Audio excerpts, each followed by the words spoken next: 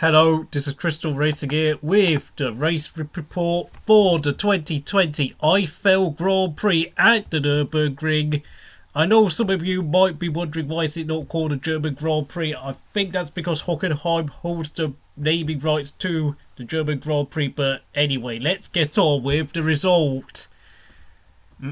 Lewis Hamilton takes his 91st Grand Prix victory, equaling Michael Schumacher's all-time record for most wins. And of course, he now extends his lead to somewhere at least over 60 or 70 points at this point. Of course, as you may know, Valtteri Bottas retired from the race because of a power unit issue, and of course Bottas is probably going to have to take grid penalties for that power unit failure he had today, meaning that the championship is all but done, to be frankly honest. We've got 6 races to go, and Lewis Hamilton is probably going to wrap the championship up by about Imola or Istanbul. So, you know, the last 3 races at Bahrain and Abu Dhabi are going to be dead rubber races in a 17 race season, no less. And yeah, when, Bottas took pole position yesterday, Lewis Hamilton overtook him at the first corner, but then, of course, lost the place back when Bottas then found Lewis going wide slightly, coming out to the stadium section. But then on lap 13, Bottas locked his tyres up, and Lewis Hamilton retook the lead and never looked back. And then, of course, Bottas' race went to pieces. And frankly, there's not much else to say because, of course, did Max Verstappen really have a chance of winning today? Not really, no. So it's going to be 9 out of 10 for Lewis Hamilton, who of course is now all but certain to take Michael Schumacher's record of 91 wins at some point in the next race or so. It's coming, folks. Lewis Hamilton will take the all-time win record, but it's not like we're all surprised because of course that Mercedes is very dominant. 9 out of 10 for Lewis Hamilton. Max Verstappen gets 10 out of 10 for his performance, got the absolute maximum out of that Red Bull, qualified just 2 tenths behind Bottas yesterday in qualifying. A superb effort yet again from the young Dutchman, getting absolute every ounce out of that Red Bull, and he took the fastest lap point. Blimey. Just imagine Max Verstappen in a car, in the same car as Lewis Hamilton, or at least a car similar performance to the Mercedes. Man, we would have another Hamilton-Rosberg fight on our hands again if that happened. Guaranteed, because Max Verstappen, in my opinion, is the best driver on the grid. Hands down. 3rd place, taking Renault's first podium since they returned to Formula 1 in 2016, was Daniel Ricciardo. 10 out of 10. But unfortunately, of course, this is probably going to be the only podium of Renault's 3rd tenure in F1, because of course next year they're going to be called Alpine. I've got to say, Ricciardo did a fantastic job making the soft tyres last in the second half of the race. Just about held off Perez. Just a fantastic drive yet again from Ricciardo, who has been one of the drivers of this season. Just so many fantastic performances, outperforming that car race after race. And McLaren must be secretly glad about the fact that he's going to be taking the lead McLaren seat next season, because I have to say, he's going to be an upgrade on Carlos Sainz. 4th place is Sergio Perez, 9 out of 10 for Racing Point. Once again, Racing Point failed to get a podium, although they did get a podium at Monza, which it feels like ages ago now, but 9 out of 10 for Perez. I'm giving him 9 because he could have got a podium, but he got outraced by Ricciardo, so yeah, kind of a shame really that, you know, his improvement in performances have come so late on in the season yet again.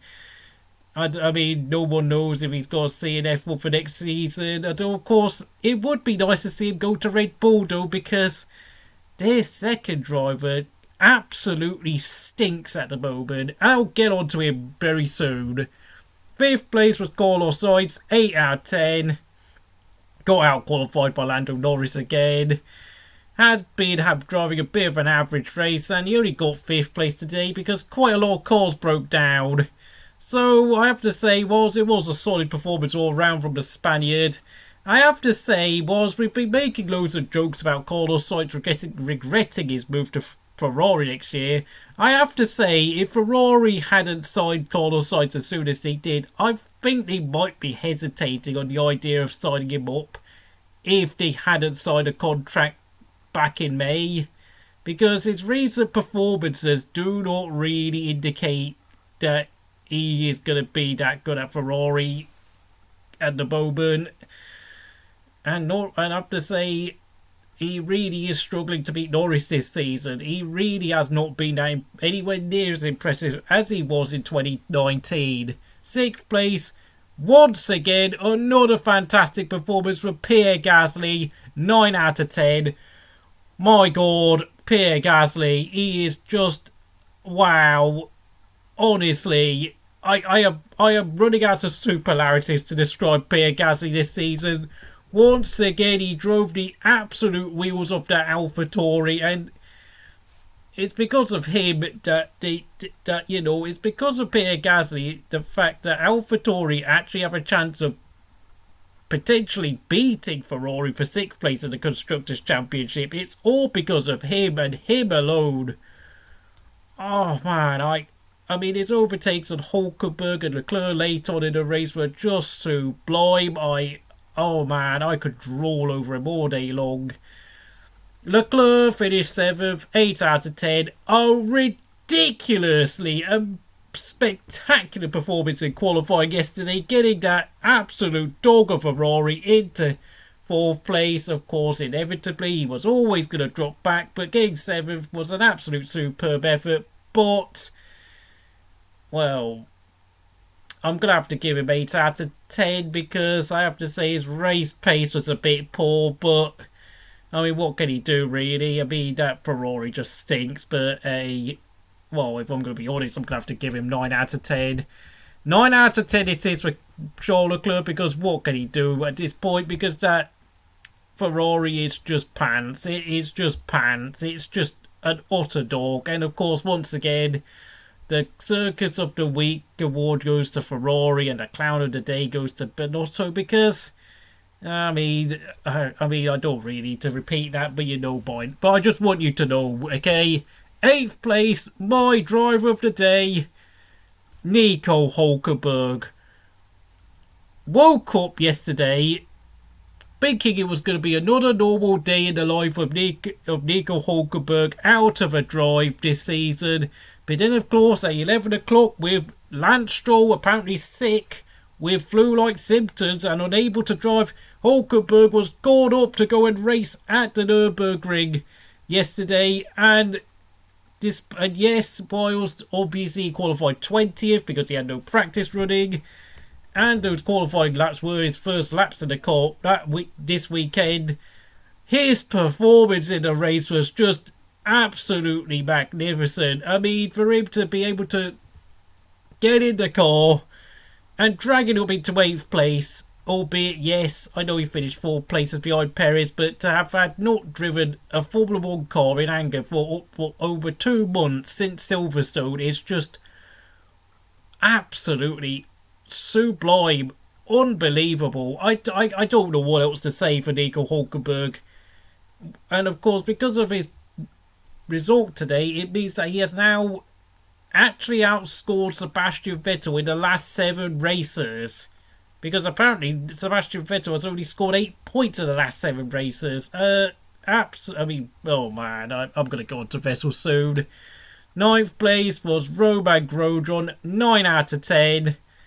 Finally scored his first points of the season. Congratulations, Romain. And he drove very well, especially when you consider the fact the piece of gravel stone had been flicked up by Kimi's Alpha, and apparently injured his left index finger. So for Grosjean to get this car into 9th place, it deserves a 9 out of 10. First points of the season, and it means he does move ahead of Magnussen in the Drivers' Championship.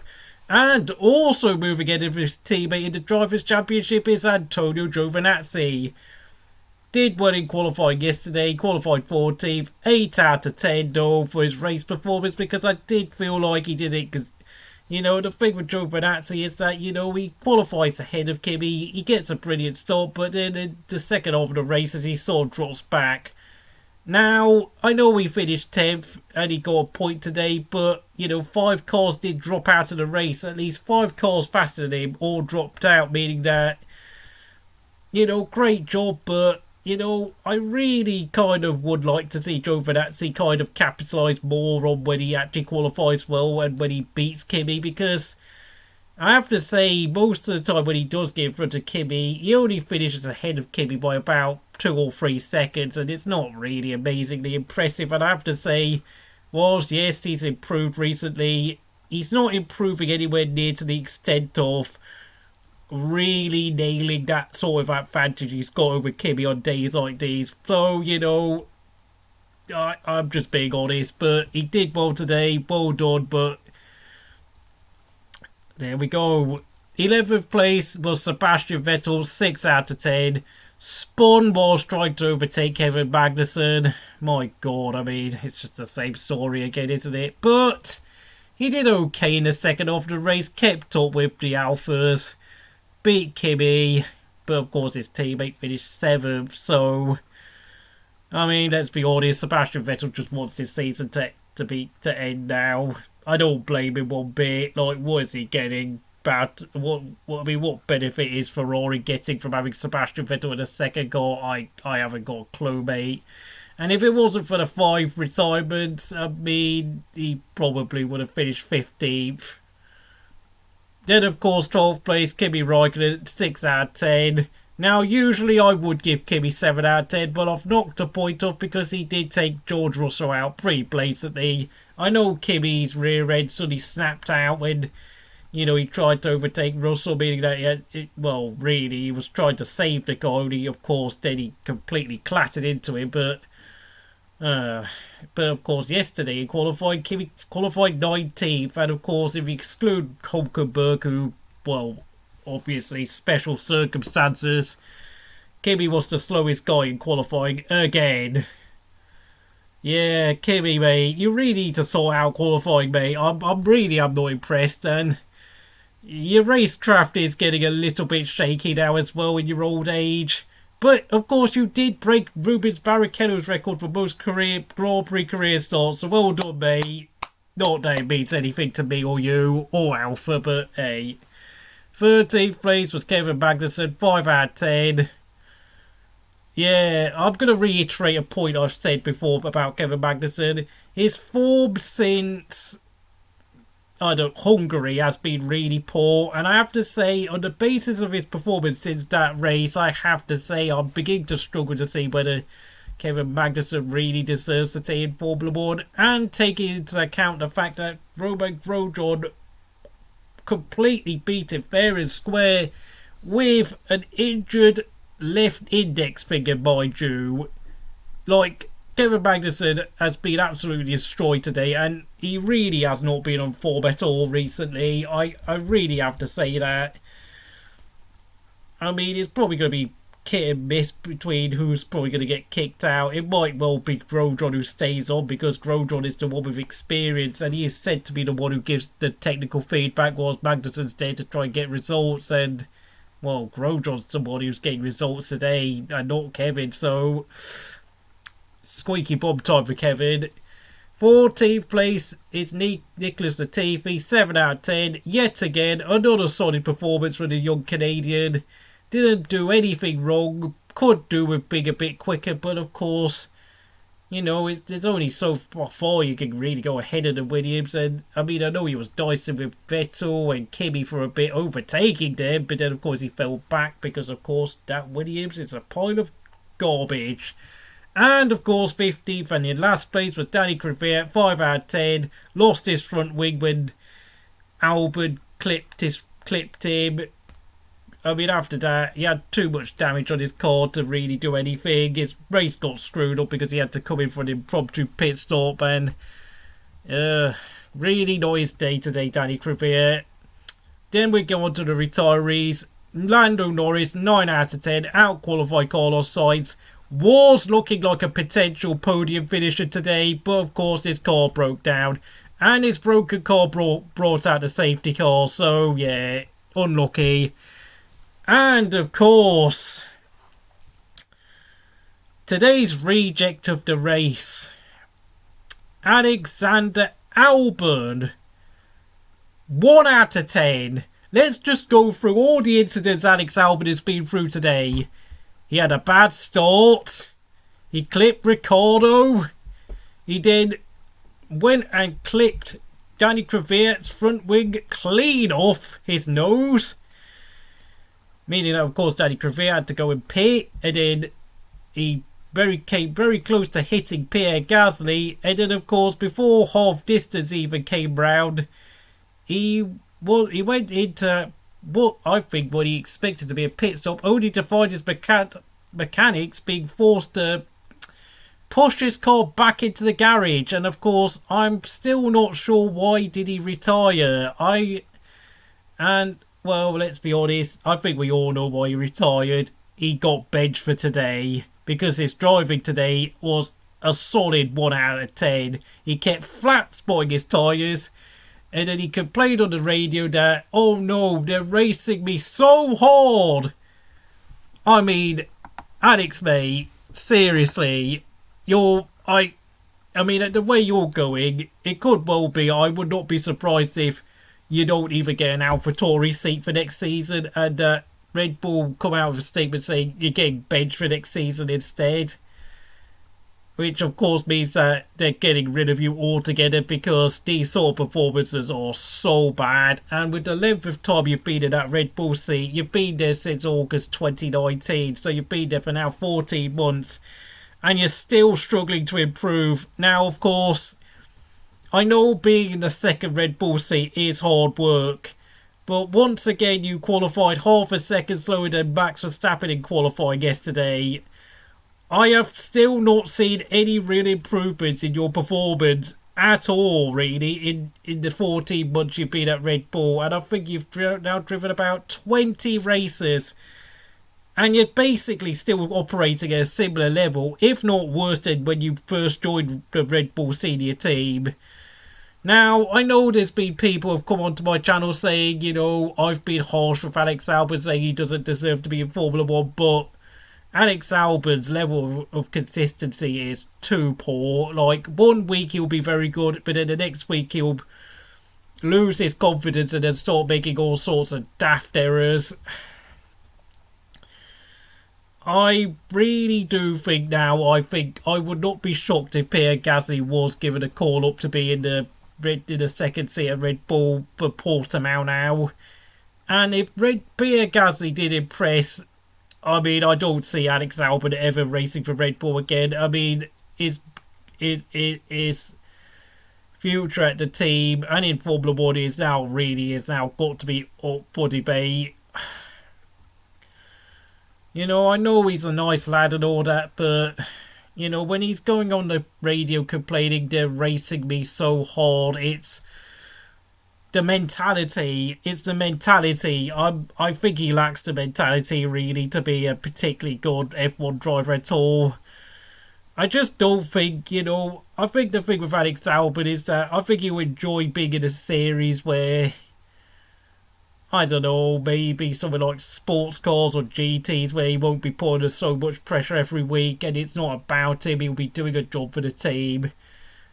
And, look, I know Pit Albon has sometimes put in a few good performances here and there, like getting third at Mugello and his early stint at AlphaTauri last year, but he really does seem to break under pressure quite easily, and he does get flustered and frustrated too easily. I mean, the thing with Alex Albon, it's not so much that he's like a ridiculously bad driver in the, I don't know, Jolyon Palmer mode, but his mentality does seem to be really badly lacking for this level of motorsport.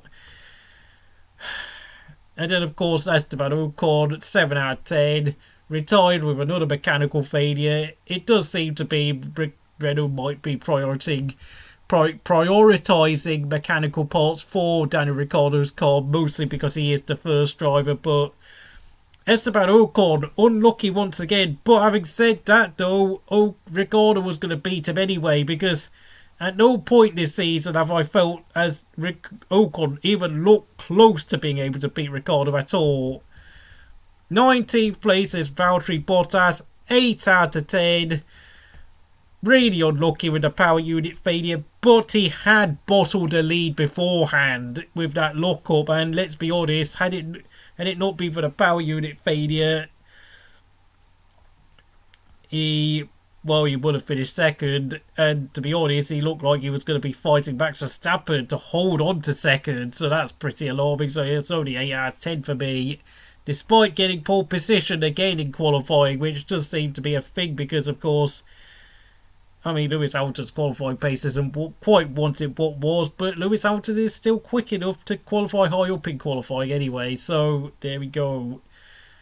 And I will also say, before I get on to the last driver, I mean, all the drivers from third place downwards were all lapped by lap 40 with 20 laps to go, 2/3 race distance, and everyone outside of the usual main top 3 drivers, Max, Lewis and Valtteri Bottas, were all a lap down.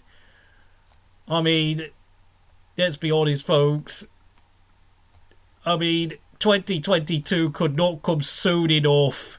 I mean, don't get me wrong, I know people like to go on, like, to watch motor engineering excellence in Formula 1, but the rest of the field is absolutely miles behind Mercedes and Max Verstappen. And last but not least, George Russell, 7 out of 10, got taken out by Kimi Raikkonen, very unlucky. But having said that, though, I don't think he would have scored points because, I mean, Grosjean and Giovinazzi got points, meaning he would have had a bit of a fight of his hands to get a point in that fairly poor Williams. So that wraps up my race review and crystal score for the 2020 Eifel Grand Prix. Do all the usual stuff that you like to do, and I'll see you again next time.